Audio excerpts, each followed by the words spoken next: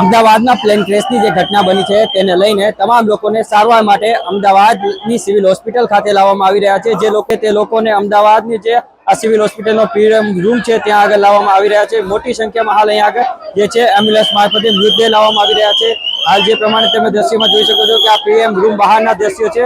ખાસ જો વાત કરવામાં આવે તો આ પ્લેન જે છે અમદાવાદથી લંડન જઈ રહ્યું હતું ત્યારે આ પ્લેન જે છે ક્રેશ થયું છે। ક્રેશ થતા તે મોટી સંખ્યામાં જે લોકો જે છે મૃત્યુ પામ્યા છે તેઓના મૃતદેહને પીએમ માટે અમદાવાદની જે આ પીએમ રૂમ છે સિવિલ હોસ્પિટલનો ત્યાં લાવવામાં આવી રહ્યા છે। ઈજાગ્રસ્તોને ટ્રોમા સેન્ટર ખાતે સારવાર માટે ખસેડવામાં આવ્યા છે। મુખ્યમંત્રી ભૂપેન્દ્ર પટેલ સહિતના જે મંત્રીઓ છે તે પણ અહીં આગળ પહોંચ્યા છે। ખાસ જે છે વડાપ્રધાન અને કેન્દ્રીય ગૃહ અને સહકાર મંત્રી અમિત શાહ પણ આનું સતત ફોલોઅપ લઈ રહ્યા છે। આ જે દુર્ઘટના બની છે તેને લઈને ક્યાંક ને ક્યાંક મોટી સંખ્યામાં લોકો અહીં આગળ જે છે મદદ માટે પણ પહોંચી રહ્યા છે। હાલ તમે જે પ્રમાણે આ દ્રશ્યમાં જોઈ રહ્યા છો તે પ્રમાણે મોટી સંખ્યામાં આ જે પ્રમાણે છે મૃતદેહ અહીં આગળ પહોંચી રહ્યા છે। પોલીસ પણ અહીં આગળ છે। અમદાવાદ અને ગાંધીનગરના આરોગ્ય અધિકારીના કર્મચારીઓને પણ અહીંયા બોલાવી લેવામાં આવ્યા છે।